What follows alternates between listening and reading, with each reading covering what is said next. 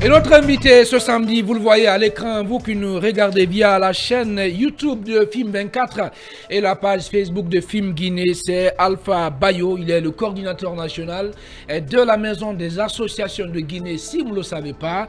Avec lui, nous revenons essentiellement sur l'organisation dans les jours à venir. Si, bien entendu, vous n'êtes pas au courant du forum sous-régional sur la jeunesse, la paix, la sécurité et les droits de l'homme qu'on a créé, il va accueillir des participants venus de toute l'Afrique de l'Ouest. Oui, c'est un forum qui sera fortement dominé par des questions de gouvernance, avec en toile de fond la jeunesse ouest-africaine face aux défis du tourisme, et du blanchiment des capitaux et du changement climatique.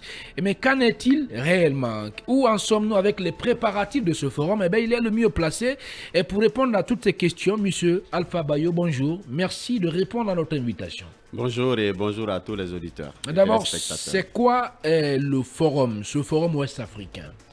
Voilà, merci beaucoup. Le forum sous-régional de la jeunesse sur la paix, la sécurité et les droits de l'homme est une initiative du réseau ouest-africain de la jeunesse sur la paix, pour la paix. Alors nous, notre institution à la Maison des associations est membre de ce réseau ouest-africain, qui regroupe les jeunes leaders de la société civile de tous les pays de la CEDEAO. Alors, nous sommes à la 4e édition de ce forum et la première édition, deuxième édition, troisième édition ont eu respectivement lieu dans les autres pays de la sous-région. L'année dernière, c'était au Togo notamment où on avait pris part, c'est-à-dire à ce forum sous-régional au nom de la Guinée. Et après, il y avait beaucoup de candidats qui souhaitaient abriter l'organisation de la 4e édition. Mais vu la prestation et la curiosité que nous avons suscité, en tout cas aux participants, et c'est ainsi que l'assistance a plébiscité la Guinée pour abriter l'organisation de la 4e édition du forum sous-régional. Alors, comme vous savez, la thématique que nous avons choisie, en tout cas dès notre retour du Togo, nous avons mis en place un comité de pilotage composé des commissions techniques qui travaillent, commission mobilisation ressources, commission accueil et installation, en tout cas commission sécurité, commission santé. Nous avons travaillé techniquement pour mettre en place toutes ces commissions. Et donc, vous conviendrez avec moi que la thématique que nous avons choisie, c'est la jeunesse ouest-africaine face aux défis du blanchiment des capitaux, de la lutte contre le terrorisme et le changement climatique.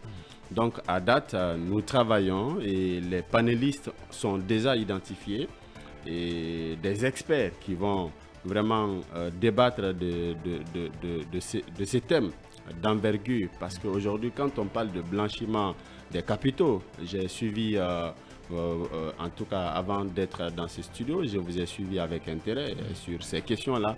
Donc nous pensons que pour des questions, pour lutter farouchement contre le blanchiment des capitaux, pour lutter farouchement contre ces pratiques, le terrorisme et tout, ça demande l'implication de la jeunesse ouest-africaine. Donc, bien. Oui. Mamadou Diallo. Alors, dites-nous concrètement, quelles sont les retombées d'un tel forum pour la Guinée, mais aussi pour l'espace sous-régional? Ça, c'est la première question.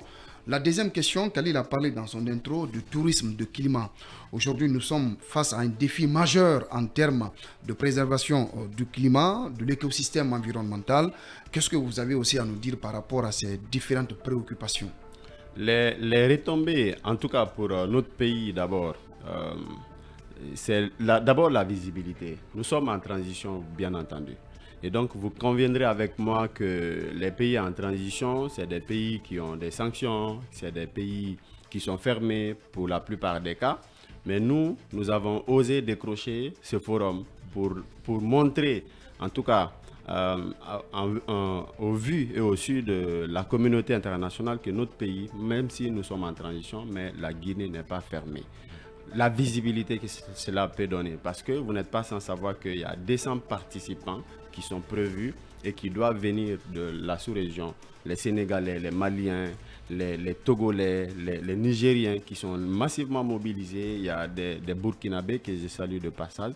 Donc, ils sont vraiment mobilisés. Et même la presse ouest-africaine est mobilisée pour participer, en tout cas, à cette activité. Donc, la visibilité que cela peut donner à la Guinée, nous pensons que oui, nous en avons vraiment besoin pendant cette phase de transition. Au même moment, la thématique relative au réchauffement climatique. Et vous savez, quand nous regardons par exemple la production du gaz à effet de serre, toute l'Afrique entière produit moins d'1%. Non, toute l'Afrique produit 3,8% du gaz à effet de serre.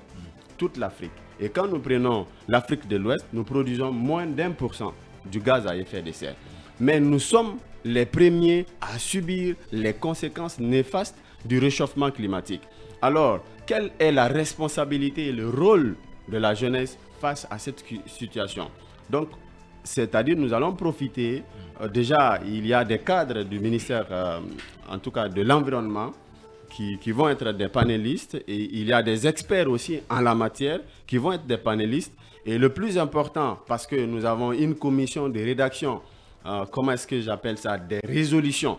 Parce qu'à chaque fois qu'il y a un forum dans un pays, il y a des fortes résolutions qui sont prises et qui vont être déposées au niveau des décideurs publics, c'est-à-dire l'État, les institutions, les partenaires techniques et financiers, pour dire que oui, la jeunesse aussi réfléchit, la jeunesse aussi contribue pour résoudre ces thématiques précitées. Bien, allez, Lamine Barry. Oui, quelle est l'implication des autorités? Oui, vous savez, un tel événement d'envergure sous-régionale, il est important, n'est-ce pas, de dire qu'on ne saurait le tenir en République de Guinée sans que l'État ne s'implique à tous les niveaux. C'est très important.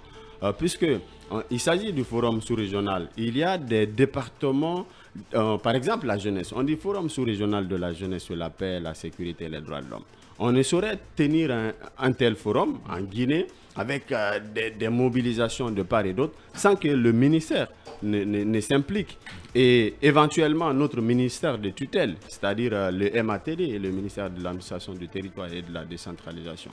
Donc les discussions sont en cours et les dispositions sont en train d'être prises.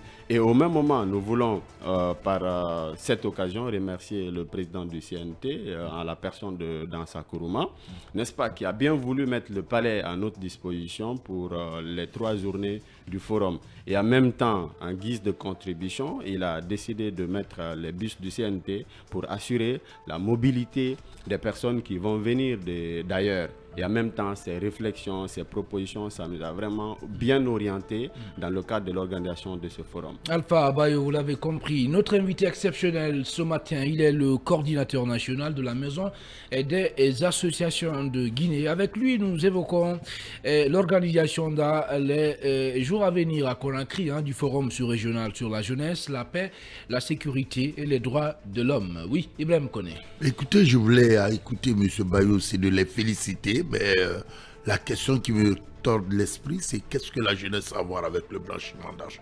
Bien. Voilà, c'est une question très pertinente à mon sens. Vous savez, le blanchiment des capitaux, c'est un phénomène aujourd'hui qui empêche en tout cas le développement de notre continent. Et vous n'êtes pas sans savoir que le blanchiment des capitaux, c'est la dissimulation des fonds illégalement perçus pour les orienter afin de les rendre illégaux des fonds, j'allais dire. Vous comprenez? Et dans la plupart des cas, les jeunes doivent être imprégnés des instruments juridiques aussi bien internationaux que nationaux, n'est-ce pas, pour se prémunir de ces valeurs afin de faire face à ces pratiques. Et nous sommes dans les organisations, les ONG, les associations, les groupements et tout ce qui s'ensuit. Et pour la plupart des cas, vous n'êtes pas sans savoir que il y a des fonds, n'est-ce pas, qui transitent dans les comptes, n'est-ce pas, de ces associations, de ces ONG. Alors, et ça, c'est des infractions qui sont prévues et punies par les lois de la République.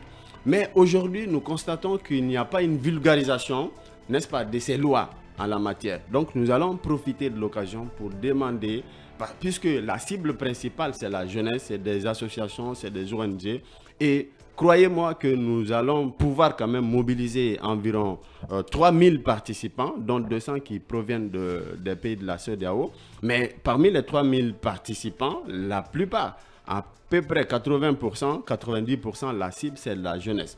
Et nous avons choisi ces thématiques pour que la jeunesse ouest-africaine puisse s'imprégner de ces réalités. On parle du terrorisme, on parle du blanchiment des capitaux, on parle du changement climatique. Mais vous imaginez si la jeunesse ouest-africaine n'est pas imprégnée des lois en la matière, des valeurs, des principes, des méthodes et tout, pour être préparée. Il va sans dire que voilà, il est très difficile en tout cas de lutter contre ces pratiques si on n'implique pas véritablement les jeunes. Bien, Abakar Junior Camara. Oui, la question centrale, c'est la jeunesse. La question pour moi est de savoir, parce que qui parle de la jeunesse et de l'insécurité, il y a un trait d'union. Ouais. Aujourd'hui, c'est facile de manipuler la jeunesse si elle n'a pas d'emploi. Ouais. Il faut se dire la vérité. Et dans les politiques, quand nous voyons le directeur de la jeunesse préfectorale, par exemple, qui a 70 ans, ouais, il n'est plus jeune. Aujourd'hui, est-ce qu'il y a des panels qui sont prévus pour l'emploi des jeunes? Parce que quand l'État n'occupe pas des jeunes, ceux qui les donnent de l'argent vont les occuper. Oui, c'est une question pertinente. À mon sens, et quand vous voyez l'agenda, en tout cas des 3 journées, il est prévu par exemple pour la première journée, n'est-ce pas, la thématique, un panel sur, comment on appelle, le blanchiment des capitaux, la deuxième journée, les 2 panels sur les 2 autres thématiques. Et en même temps, nous allons profiter, on a déjà recruté une formatrice, n'est-ce pas, qui doit venir de l'Angleterre. Et elle a déjà confirmé, elle a déjà acheté en tout cas son billet d'avion pour animer une formation en faveur de la jeunesse sur la question de l'entrepreneuriat, puisqu'on ne peut pas unir ces jeunes, débattre de ces sujets. Vous venez de dire, aujourd'hui, la Guinée, même si nous sommes en transition, mais le chômage aujourd'hui des jeunes, chaque année, nos universités produisent des étudiants diplômés sans emploi. Et c'est très important que nous organisons une formation appropriée pour permettre à ces jeunes, au-delà des questions débattues, n'est-ce pas, de bénéficier. C'est pourquoi d'ailleurs tous les participants sont identifiés, on les a fichés et bien entendu il y a une attestation qui sera remise à chaque participant, une attestation de participation, et après les badges individuels aussi nous l'avons fait. Donc c'est pour dire combien de fois, et après l'intervention des experts sur des thématiques, il y a une partie qui est exclusivement réservée pour les formations. Bien, Basekou. Bien, le forum va porter aussi sur une question centrale, c'est la promotion et la protection des droits humains, droits de l'homme. Le débat va porter essentiellement sur quoi, puisque vous le savez que la Guinée continue d'enregistrer des manifestations où des cas de mort sont signalés, des expéditions, des poursuites extrajudiciaires, les droits des détenus sont parfois violés. Concrètement, il sera de quoi vous allez, la question des droits de l'homme va porter essentiellement sur quoi? Oui, vous savez, il y a juste une précision qui est importante. Le nom du forum, c'est le Forum sous-régional de la jeunesse sur la paix, la sécurité et les droits de l'homme. Mais cette année, la thématique que nous avons choisie, c'est la jeunesse ouest-africaine face au défi du blanchiment des capitaux, de la lutte contre le terrorisme et du changement climatique. Donc ce sont les 3 thématiques qui feront l'objet en tout cas des débats. Mais bien entendu, pour la formation en entrepreneuriat et tout, il y a, comment on appelle, une formation exclusivement réservée sur des questions de paix, de sécurité et tout ce qui s'ensuit. Nous sommes en pourparlers avec des experts qui vont animer. Mais comme vous venez de dire, la question des droits de l'homme nous intéresse éminemment et nous sommes vraiment désolés de voir qu'après le 5 septembre, n'est-ce pas, les jeunes continuent à tomber et c'est pourquoi d'ailleurs il est important d'interpeller les autorités, en tout cas de rechercher bien entendu les coupables, de les juger et de les condamner à la hauteur de leur forfaiture. C'est vraiment une préoccupation, c'est pourquoi d'ailleurs nous avons initié ce forum pour débattre chaque année des questions centrales. Bien, alors, avec quels moyens vous organisez ce forum et quelle est l'implication ou la participation du ministère de la Jeunesse pour vous appuyer dans l'atteinte des objectifs que vous êtes fixés? Et la décentralisation. Hein. Oui, pratiquement, comme vous venez de dire,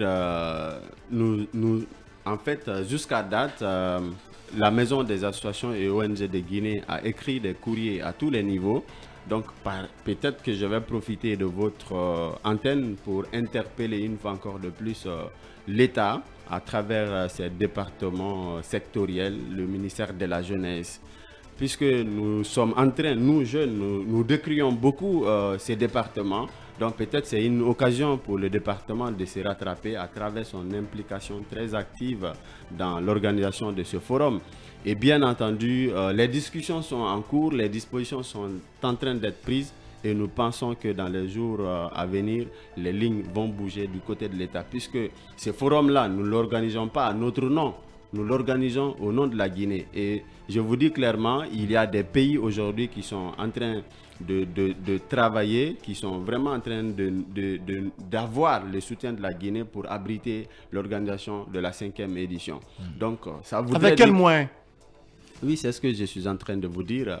Les moyens que nous avons à l'interne depuis notre retour du Togo, n'est-ce pas? Les démarches administratives. La semaine dernière, nous avons organisé une conférence de presse où on a annoncé les couleurs de l'événement. Mais en même temps, ce qui est important, les participants qui vont venir d'ailleurs, ils prennent en charge, comment est-ce que j'appelle ça, leur transport, parce que ce n'est pas à notre charge. Et bien entendu, leur hébergement, c'est à notre charge. Et la nourriture, la restauration, pendant ces 3 journées, c'est à notre charge. On a déjà élaboré le budget. Qui s'élève à combien? Bon, qui s'élève à 1,8 milliard de nos francs. Mais nous avons pu faire une mobilisation à hauteur de 15%. Et jusqu'à date, mais très faible. C'est pourquoi d'ailleurs, je vais profiter encore une fois de plus de votre antenne pour interpeller l'État à s'impliquer activement pour que nous puissions honorer la Guinée et afin de nous donner plus de visibilité. Allez, tout le plaisir a été pour nous de vous recevoir, M. Alpha Bayo, dans cette émission. Est-ce que pour terminer, vous avez un appel à lancer, et que ce soit à l'endroit des autorités, à l'endroit même des citoyens qui peuvent être concernés par ce forum-là? Oui, pratiquement, c'est de lancer un appel à la jeunesse pour la mobilisation afin de donner une grande dimension à cet événement, mais en même temps profiter pour lancer un appel en tout cas aux partenaires déjà qui nous ont promis de nous accompagner pour dire que oui, jusqu'à date, nous les attendons afin qu'ils mettent les moyens à notre disposition et afin qu'on puisse vraiment tenir l'organisation de ce forum et honorer l'engagement de la Guinée. Allez, tout le plaisir a été pour nous de vous recevoir, M. Alpha Bayo. Merci beaucoup. C'est moi qui vous remercie. Voilà, je rappelle que Alpha Bayo est le coordinateur national de la Maison des associations de Guinée. Vous l'avez compris, c'est avec lui qu'on va fermer les portes et fenêtres de ce numéro de Mirador Mix. Merci à tous les 5 pour la contribution de qualité au débat. Aux opérations techniques, c'est le colosse Ahmed Tidiane Kamara qui nous a accompagnés. À la régie, c'est le Golden Boy Ali Badra Kourma qui a assuré la gestion des boutons à ce niveau. Merci donc de votre aimable attention. Prenez soin de vous où que vous soyez dans le monde, Inch'Allah. Lundi, et c'est le cœur Sabakar Diallo que vous allez retrouver aux commandes de cette émission. D'ici là, prenez soin de vous encore une fois. Surtout, ne l'oubliez pas. Hein. Et travaillons tous à la beauté de la Guinée. Restez sur Film Guinée, la radio du peuple. Et ensemble, restons concentrés.